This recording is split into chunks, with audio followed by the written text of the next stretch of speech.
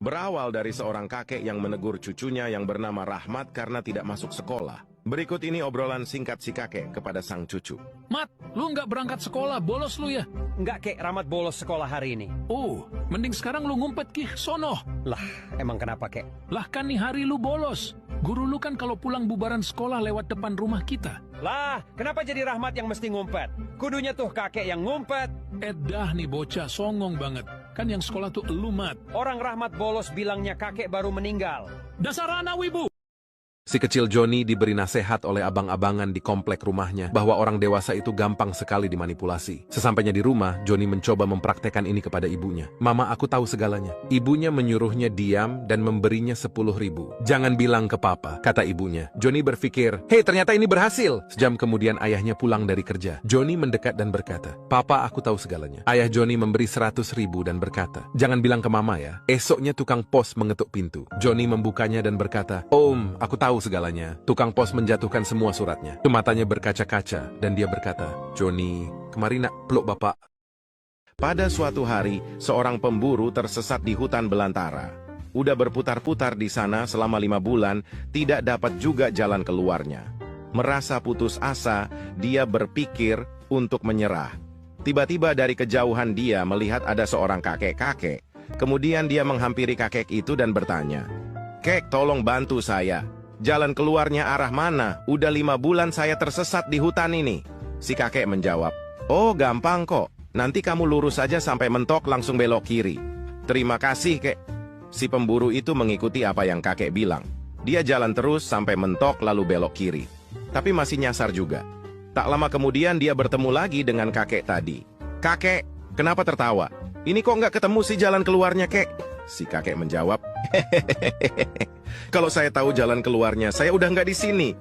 Si Jono punya domba bagus. Kebetulan di desanya ada kontes domba sehat. Hadiahnya uang 300.000. Si Jono ikut lomba dan ternyata menang dan uangnya dibayar tunai oleh panitia. 3 lembar 100 ribuan. Waktu menerima hadiah, uang yang 300.000 terjatuh. Langsung dimakan oleh dombanya. Panitia menyarankan domba itu minum kopi, terus ditepuk-tepuk pantatnya agar dombanya bisa muntah dan agar uang yang dimakan bisa keluar. Lalu Jono pun pulang dengan dombanya. Ketika ada tukang kopi, si Jono pesan segelas kopi dan langsung diminumkan ke si domba, terus ditepuk-tepuk pantatnya. Hasilnya keluarlah selembar uang 100.000. Tukang kopi jadi heboh, langsung menawarkan 3 juta agar domba si Jono jadi miliknya. Si Jono menjawab singkat, tidak dijual. Si Jono meminumkan lagi kopi, lalu menepukkan lagi pantat dombanya, keluar lagi uang 100.000. Tukang kopi semakin tertarik, ditawarlah jadi 10 juta. Si Jono tetap menolak sambil meminumkan lagi kopi ke dombanya, ditepuk lagi pantat dombanya itu, lalu keluar lagi uang 100.000. Tukang kopi semakin penasaran, lalu menawarkan uang 25 juta ke si Jono. Deal, kata Jono begitu senang. Akhirnya si domba jadi milik si tukang kopi. Paginya ramai ada berita di headline koran. Tukang kopi ditahan oleh polisi karena nendangin pantat domba sampai mati. Jono adalah pasien rumah sakit jiwa yang sudah 6 tahun mondok di situ. Suatu hari, Jono menemui dokter yang menangani gangguan jiwanya. Dokter, bolehkah saya pulang minggu depan? Jika kau sudah sembuh, tentu saja boleh.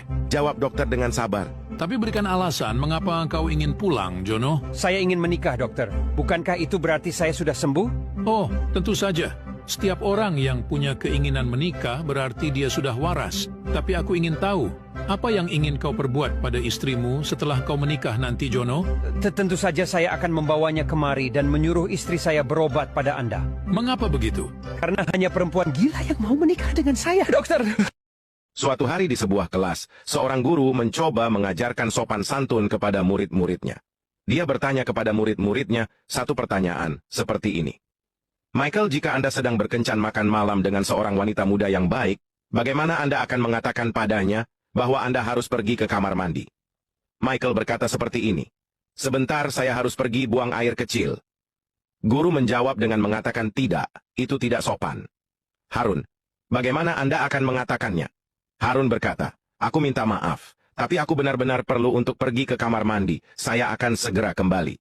Guru menjawab itu lebih baik, tapi itu masih tidak terlalu bagus untuk mengatakan kata kamar mandi di meja makan. Dan Anda Johnny kecil, bisakah kau memikirkan cara yang sopan untuk mengatakannya? Dan apa yang dikatakan Johnny itu lucu. Katanya, sayang, bolehkah aku permisi sebentar? Karena aku harus berjabat tangan dengan teman baik saya, yang saya harap untuk mengenalkanmu setelah makan malam. Ada seorang pria mencuri lebih dari 10 miliar dari bank. Dan setelah seminggu berlalu, polisi menemukannya di rumahnya dengan wajah dingin. Pria itu hanya diam ketika polisi bertanya tentang peristiwa pada 6 Juli. Upaya polisi tersebut untuk mengetahui tempat dia menyembunyikan uangnya. Tapi pria itu tetap bungkam. Setelah melakukan pemeriksaan yang lebih detail, ternyata pria tersebut tuli dan bisu. Akhirnya penerjemah bahasa isyarat terbaik dipanggil untuk menerjemahkan pertanyaan-pertanyaan petugas dengan menggunakan bahasa isyarat. Lalu petugas menanyakan aktivitas tersangka pada tanggal 6 Juli. Penerjemah menjelaskan bahwa pria itu mengaku merampok bank dan mencuri lebih dari 1 miliar. Ketika ditanyakan di mana dia menyembunyikan uangnya, mereka berkomunikasi melalui bahasa isyarat selama sekitar 30 detik. Kemudian dengan senyum di wajahnya, penerjemah berkata, "Pak," pria ini bilang, "dia lebih memilih mati di penjara daripada memberitahu kita."